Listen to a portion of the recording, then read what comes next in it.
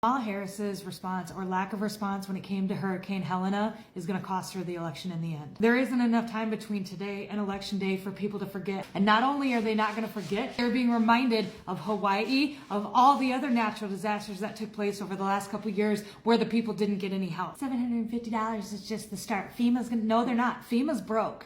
FEMA is broke. This was Mayorkas yesterday, and he came out and said that they don't have enough funding to last through the rest of the season. And the reason that they don't have enough money to last the rest of the hurricane season is that the bulk of that money that they were allotted for the year was used to house, feed, and clothe the illegal immigrants that came over the border. That was all part of FEMA's new program that they had started back in July. All those videos with the free housing and the food stamps and the free clothes and all of that stuff, that was a part of FEMA. It was money that was to be set aside for when things like Hurricane Helena happens. $640 million for migrant funding. $567 million for Taiwan. $8.7 billion for Israel. The amount of money that we've given to Ukraine is in the uncountable billions. Ukraine's FEMA department's probably doing fucking great. You think you hate these people, you don't hate these people enough.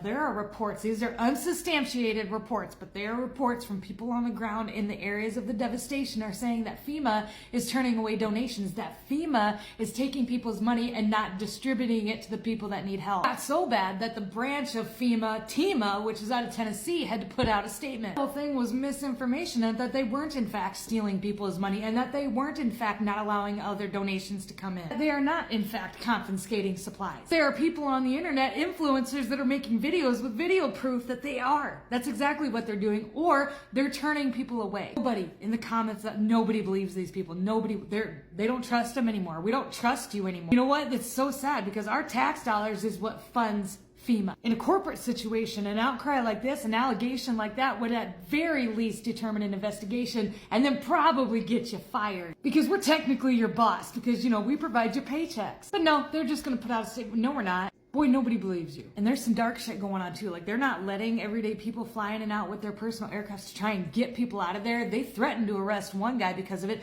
There are reports on the ground of bodies just laying around, of people that are starving to death. They are dying. And the government's not doing anything about it because with all the people dead across the lithium line, it sure makes it a lot easier for the government to come up and snatch that land. That's probably bullshit.